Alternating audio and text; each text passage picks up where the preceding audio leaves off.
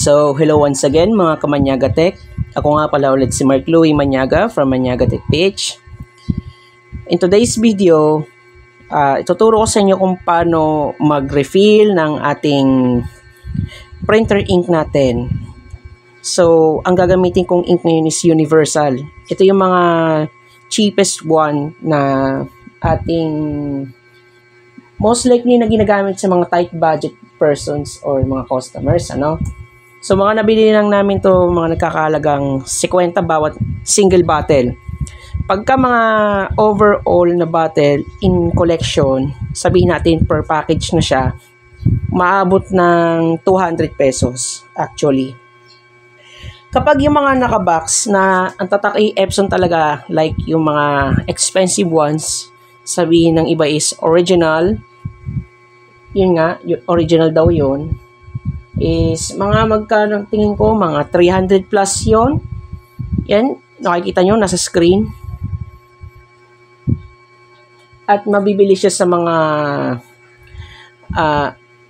stores na meron, like dun sa pinagbilhan ng printer, halimbawa sa mga computer shops, sa mga tindahan ng school supplies, ayan. Sa mga school supplies yon, and sometimes doon sa mall.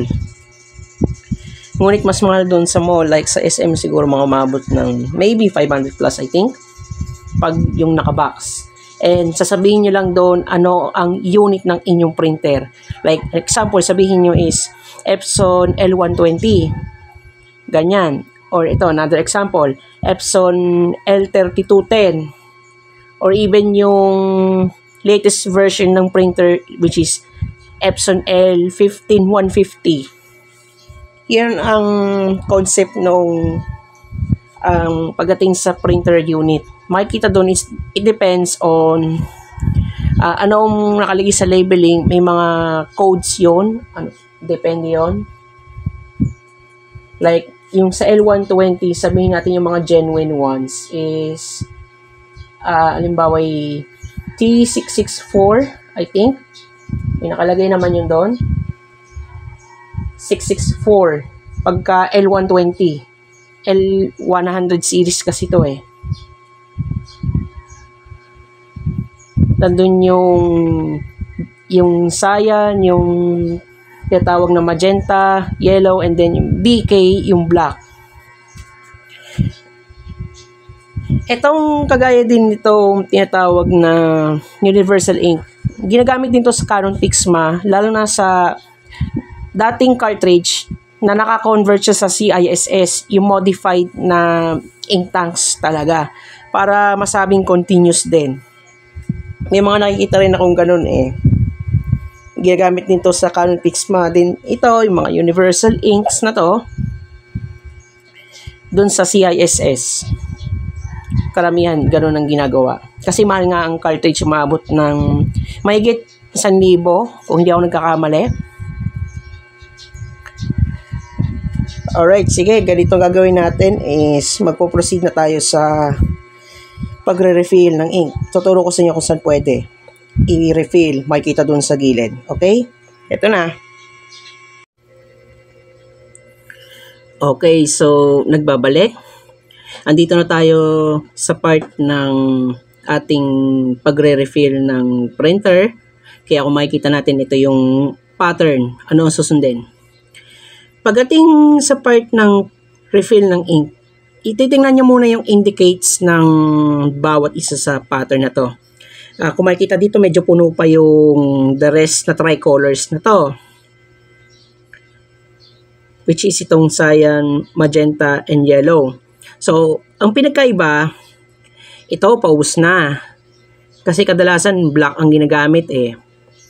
Depende kasi what type of documents ang ating piniprint. Siguro maaaring test papers, maaaring mga tar papel at kung ano-ano pa. Itong nauna maubos. Kasi paano naging typical ang nangyayari dito? Sabihin natin, naka high definition most likely. Kasi nga gusto natin is mas malinaw. Matagal ang pagkakaprint ng high definition compared sa standard. Pero maganda ang quality ng print. Kapag standard naman, mabilis naman siya pero sometimes putol yung bawat linya sa letters. Makikita yon. Depende na lang if gaano kaluma na yung printer. And sometimes hindi natin na head cleaning na maayos bago mag-print. Ganon ang nagiging problema. Ay, okay. Sige, so magpo-proceed na tayo sa pag-refill ng ink. Ang titingnan ko, ano ang paubos na? Black. Ayun, may pattern. Diba? Ito ang gagamitin natin. Universal lang yan. Ayan o. Okay, kung makikita universal. Yan. So, tatanggalin lang natin yung takip. Tandaan lang. Before kayo magsalin, ugaliin yung meron kayong rubbing alcohol dyan. At saka, tissue, pwede rin naman. Kasi, nakakait sa kamay natin to eh. Kaya makikita dito. Ito, lalabas ko na siguro yung aking rubbing alcohol. Ito. Yan. Set aside lang natin to. Then, sasalin lang na lang natin to.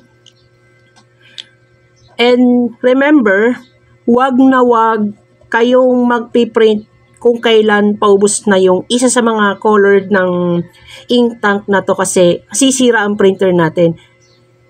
Bawal mag-print ng sobrang ubos ang ink. Kasi magkakaproblema tayo dun sa tinatawag na yung sa print head part.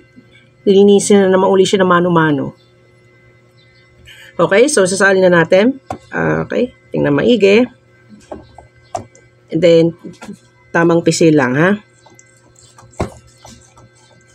Ayan, kung makikita, naangat na.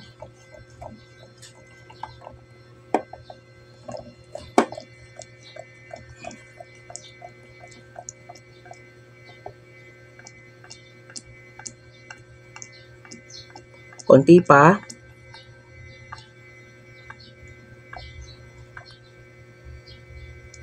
Okay na. Yan. Ramdam ko yung malapit na siya mapuno.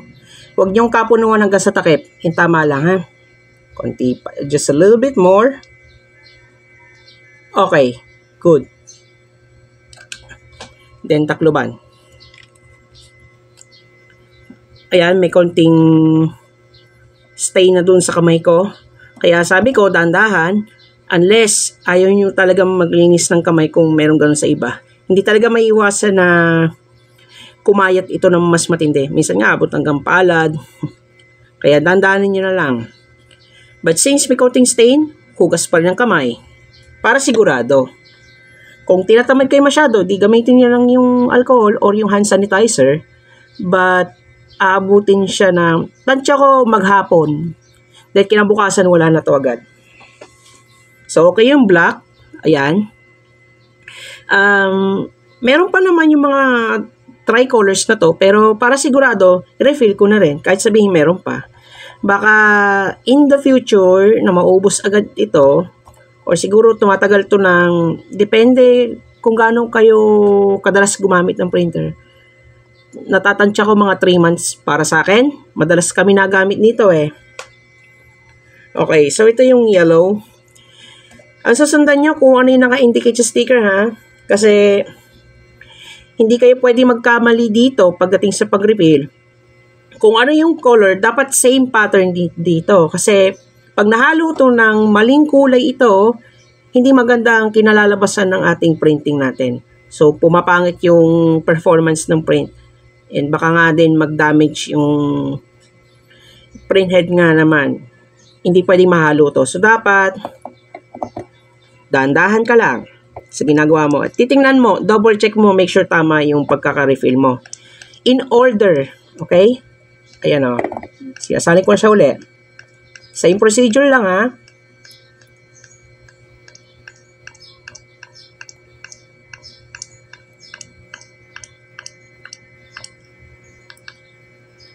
Up. Okay na yan. Yan, medyo kumayat. Yan nasabi ko. So, gagawin ko ay kukunin ko na lang yung pwede namang bulak, pwede ring tissue. Pwede rin naman either eh. Depende kung ano meron sa inyo. Pero haluan nyo na ng alcohol, ano. Kukuha lang ako ng alcohol. Kasi nakayat to. Hindi lang sa kamay, minsan sa buong surface ng table. Ito. Para hindi kumayat at matuyo. Madali kasi matuyo ito eh. Yan. Ito siya. Diyan muna. Then the rest na colors, magenta naman tayo. Refill na rin ng i-refill lahat hanggat sa maayos ang print natin. Ito yung magenta.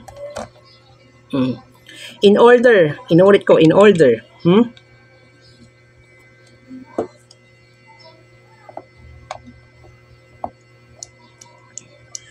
Okay, refill natin ng maayos.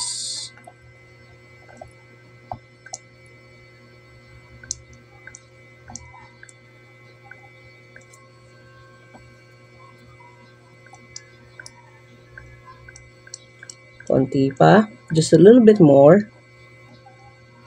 Perfect. Yan.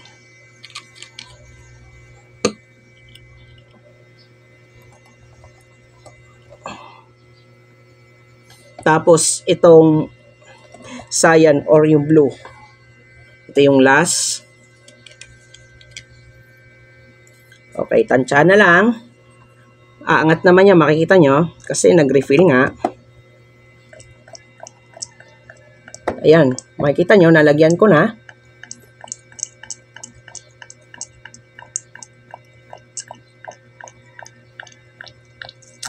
Up. Huwag ganong kapunuan. Okay na yan. Yan. Sapat na.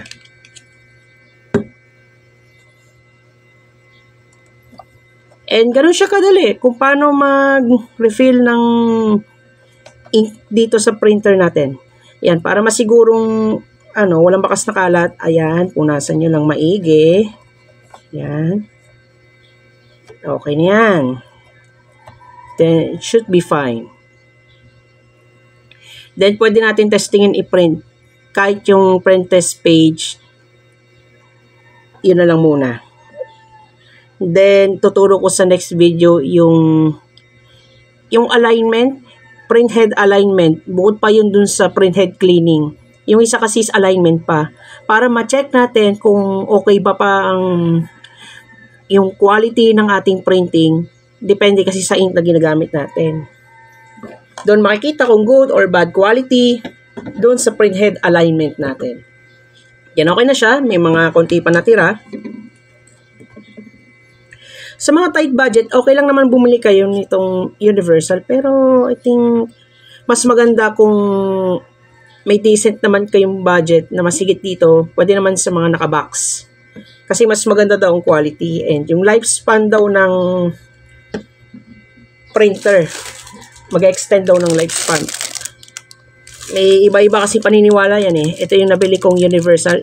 Nag-stock na ako para sigurado. Okay, sige. Mahal natin testingin ang printing then okay na tayo. Okay, nandito na tayo sa print test page na gagawin natin. Ito yung properties ng printer. So, click ko lang ito. Ang print test page lang. So, ang gamit ko yung scratch paper na galing sa lumang papel na ginamit ko from my old thesis last year yon. So, para hindi sayang. Okay, ang result ng printing na ginawa ko is okay naman siya so far. For now, okay na yan. Hindi ko na i-demonstrate ulit yung head cleaning. Masyadong matagal at masasayang lang oras. Sa next video, ituturo ko naman yung tinatawag na head alignment. Meron yung head alignment sa katabi ng head cleaning. Tuturo ko sa next video. Yon. Okay, kung nagustuhan nyo tong video na to, so hit a like button. Kung hindi ka pa naman nakapag-subscribe, so please subscribe. Hit a notification bell as well para ma-notify ka every time na mag-upload ako ng videos. And kung meron kayong suggestion, questions, and may mga gusto kayong sabihin, so please mag-comment lang kayo sa comment box. And ito, kung naghanap naman kayo ng repair, paki-PM na lang yung aking page. Lahat ng mga social media links ko is nandun sa comment box or sa description box ko na ilalagay. Okay? So, ito na po ulit ang Manyaga Tech page. So, see you on the next video. Goodbye for now.